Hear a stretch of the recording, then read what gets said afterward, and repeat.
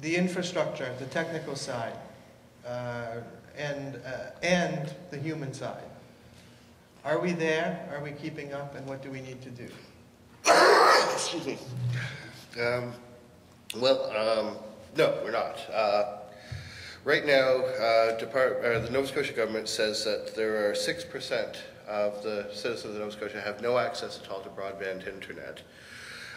Actually, the definition of broadband internet has been going up too, so there actually isn't any broadband internet available in Nova Scotia. Broadband internet is now defined as fiber optic to the premises.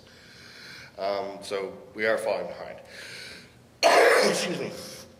On the education side of things, there's a general perception people don't know where to go. There's not like one central place to look that they've found. So most people that need to learn things are sort of aimlessly drifting. They rely on their network of contacts. You know, do their friends know anything? Excuse me. That's pretty much that.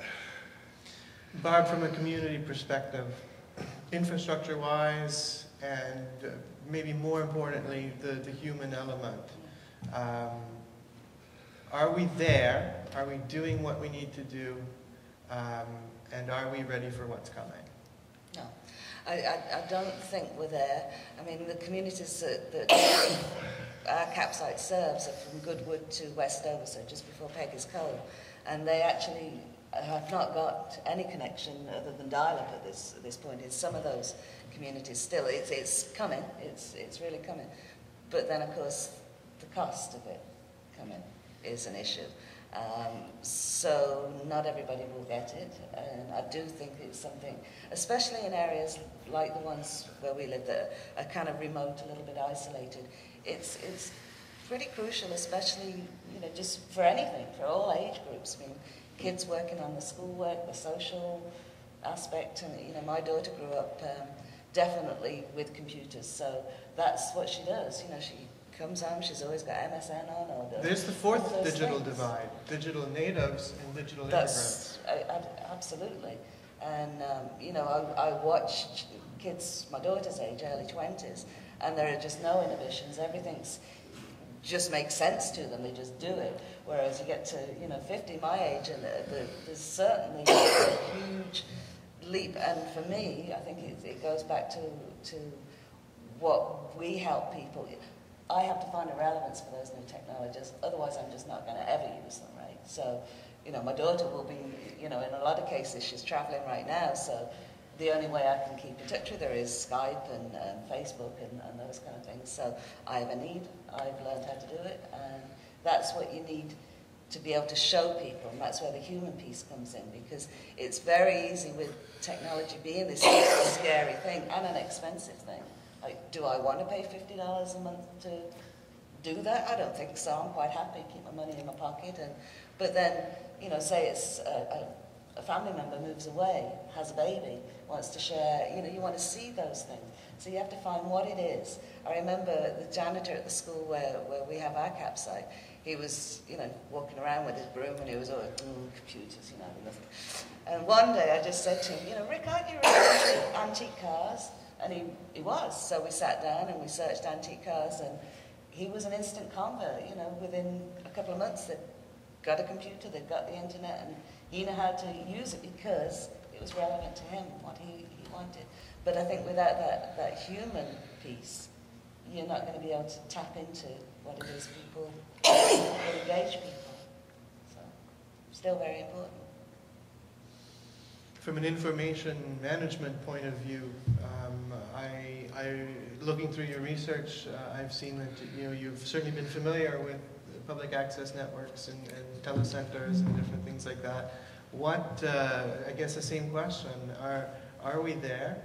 Are we there? Are we building the human element fast enough to keep up? And what can we do to achieve that? Well, clearly, as it was already indicated, seniors is one of the population that might have special needs to learn new technology and might have trouble with that. So perhaps we need more programs, educational programs, that will allow them to get them familiar with this technology. So instead of emphasizing on infrastructure, only infrastructure solution, that I do agree we need infrastructure, but also emphasize educational aspects of it, and have more partnership programs with academic communities as well. Programs like community informatics that I mentioned earlier. Something like that will allow to bring experts in the information management and telecommunication field to work with local communities and see what Barbara already mentioned, how internet essentially can help them. Also, from usability perspective, sometimes this current software and tools that we're using to access internet is really alienated. It's scary to use sometimes, it's unclear, so perhaps we need to do some more research and design tools for people who are not very familiar with technology, more user-friendly interfaces, and perhaps more simplified versions of what we already have. So if the user interface is simplified, and it's a direct reference to Pride of Mystery and Sixth Sense technology, but dreaming in Technicolor that in 12 months from now that MIT is correct in its assumption that we will have the webcam projector hybrid in PDAs, so that your PDA will essentially, or your phone will display the internet on whatever surface you wish. It will know how your hands are interacting with the image it's projecting.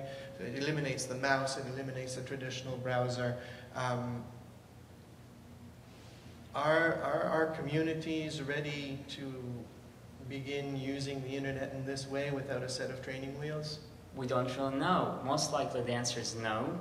And for people who already technological savvy, it will be easier for them to start using new tools, and they may actually perceive it as easier way to access information.